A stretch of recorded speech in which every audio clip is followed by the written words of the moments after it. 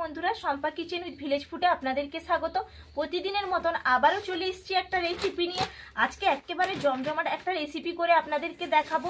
সবার প্রিয়, আপনারা তো অনেকেই পকেট পরোটা খেয়েছেন, আজকে বানাবো পকেট পিঠে। কি করে পকেট পিঠেটা বানাই আপনারা দেখতে থাকুন। তার জন্য আমি এখানে নিয়েছি চালের গুঁড়ি, তো অবশ্যই লাগবে চালের গুঁড়ি। এটা সেদ্ধ চালের গুঁড়ি নিয়েছি, আপনারা চাইলে আতপ চালের গুঁড়িও নিতে পারেন। সেদ্ধ চালের গুঁড়ি করে নিয়েছি, সুজি গুঁড়ো করে নিয়েছি, আর সঙ্গে নিয়েছি ময়দা। এটা মেখে নিতে হবে।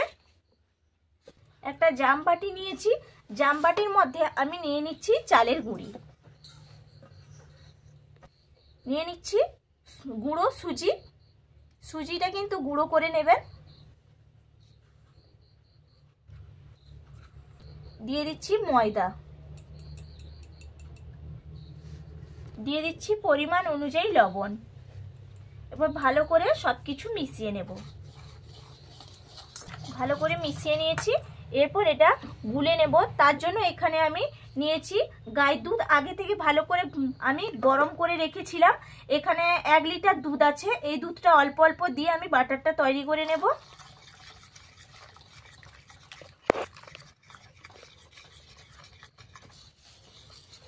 দেখুন, অল্প অল্প দুধ দিয়ে এটা ঘুটে নিচ্ছি। আপনাদের কাছে যদি গরুর দুধ না থাকে তাহলে আমুল দুধ ঘুটেও নিতে পারেন, আবার না হলে আপনারা বাজারে যে লিকুইড দুধটা পাওয়া যায় সেই দুধটাও নিয়ে নিতে পারেন। দেখুন, অল্প অল্প দুধ দিয়ে আমি বাটারটা তৈরি করে নিয়েছি। পুরো দুধটা কিন্তু লাগেনি, এখানে 1 লিটার দুধে আর একটু মাত্র দুধ থেকে গেছে। এই দুধটাও পরে কাজে লেগে যাবে। আর একটা হাতা নিয়েছি, আপনাদেরকে দেখিয়ে দিচ্ছি কিভাবে বাটারটা তৈরি হয়েছে। দেখুন, পেছন দিকটা এইভাবে লেগে যাচ্ছে, তার মানে একেবারে আমার পারফেক্ট বাটারটা তৈরি হয়ে গেল। আমি এটা ঢাকা চাপা দিয়ে রেখে দিচ্ছি, আর নারকলের পুরটা আমি রেডি করে নেব। চলে যাই, কড়াইয়ের মধ্যে দিয়ে দিচ্ছি নারকল কোড়া, দিয়ে দিচ্ছি এখানে খেজুরের গুড় নিয়েছি, খেজুরের গুড়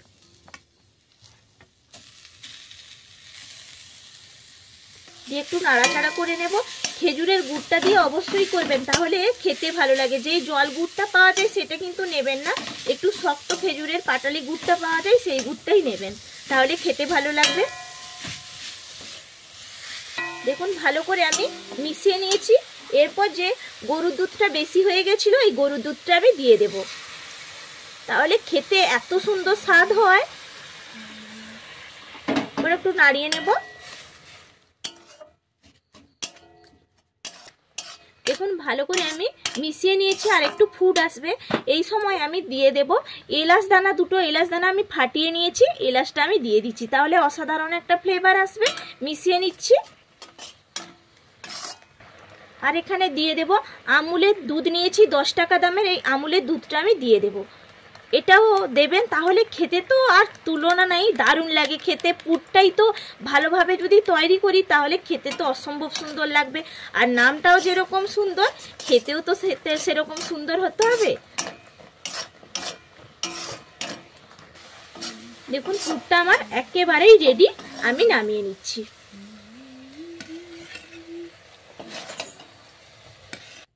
তাওয়াটা বসিয়ে নিয়েছি, এখানে আমি লুহর তাওয়া নিয়েছি, আর একটা কোলা গাছের ডাঁটা নিয়েছি। ডাঁটাটা হলো আমার ব্রাশ। আপনাদের কাছে যদি ব্রাশ থাকে তাহলে ব্রাশে করে নেবেন, তেলটা ব্রাশ করে নেবেন। আমার কাছে ব্রাশ নেই বলে আমি কোলা গাছের ডাঁটা কেটে ব্রাশ করে নিয়েছি। ভালো করে আমি তাওয়ার মধ্যে ছড়িয়ে তেলটা লাগিয়ে নেব, আর ভালো করে গরম করে নেব। দেখুন, ভালো করে ব্রাশ করে নিয়েছি, তেলটাও গরম হয়ে গেছে। আর আগে থেকে যে বাটারটা তৈরি করে রেখেছিলাম, এখানে 1 হাতা করে আমি তুলছি আর দিয়ে দিচ্ছি তাওয়ার মধ্যে, দিয়ে পেছনটা দিয়ে ঘুরিয়ে ঘুরিয়ে করে নেব। খুব সহজেই হয়ে যায়। দেখুন, আমার একটা গোল শেপ দিয়ে একেবারে তৈরি হয়ে গেল। এরপর দেখুন, এখানে যে নারকলের পুরটা রেডি করে নিলাম, এখান থেকে একটু করে আমি পুর নেব আর দিয়ে দেব। আমি এইভাবে আমি প্রেস করে লাগিয়ে নেব, এক সাইডেই লাগিয়ে নিচ্ছি।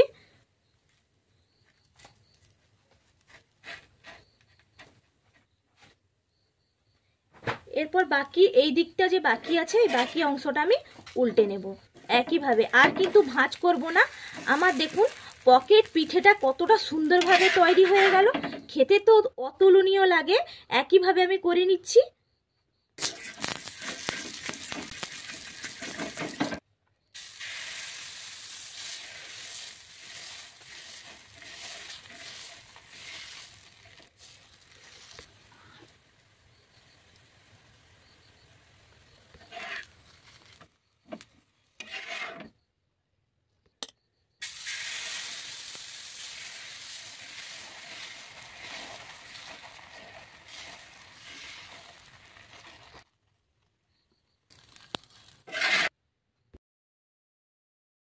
লাস্ট দিলে হয়ে যাবে।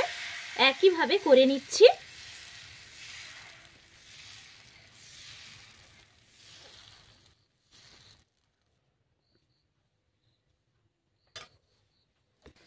দেখুন একইভাবে আমি পুরটা দিয়ে দিচ্ছি।